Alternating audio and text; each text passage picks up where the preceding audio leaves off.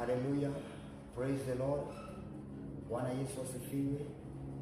Ni asubuhi njema ambao tunamshukuru Mungu kwa kazi au hai ambayo ametupa mimi pamoja na wewe. Majina yangu ninaitwa Vincent Juma na nimeokoka na Kristo Yesu Bwana. Ninahudumu chini ya Askofu Bishop Jackson Munyalu, kanisa la Kisima Ministry, headquarter Nairobi. Nashukuru Mungu kwa kibali ambao mtumishi wa Mungu amenipa. Hakika sio rahisi, na sio rahisi kupata mtumishi wa Mungu kupata kibali kama hivi. Ni neema tu, na si kwa sababu mimi ni mzuri. Imegharimu tu kibali na uwepo wa Mungu mimi kusimama mahali hapa ili niongee na wewe leo hii.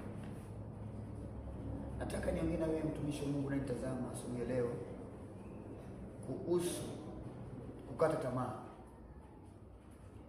Mtumishi wa Mungu, maisha huenda yamekukalia pale nyumbani, pale kazini. Inafika mahali mpaka unasema umekata tamaa. Unajikatia kauli ujinyonge. Unajikatia kauli wewe kunywa hata sumu ili ufariki. Nataka nikwambie mtu wa Mungu, hiyo sio suluhisho. Kujinyonga sio suluhisho.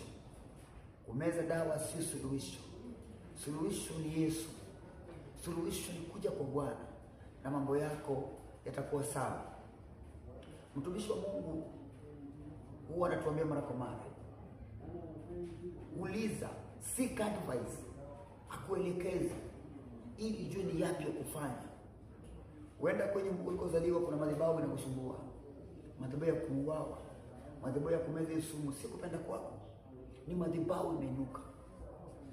Kwa kweli mimi tangu nijiunge na kanisa la Kisima nimejua madhabahu ni nini. Nimejua kuvunja madhabahu ni nini. Nimeelekezwa njia za kuvunja madhabahu. Familia yetu bali nilikozaliwa mimi kulikuwa na mambo mengi.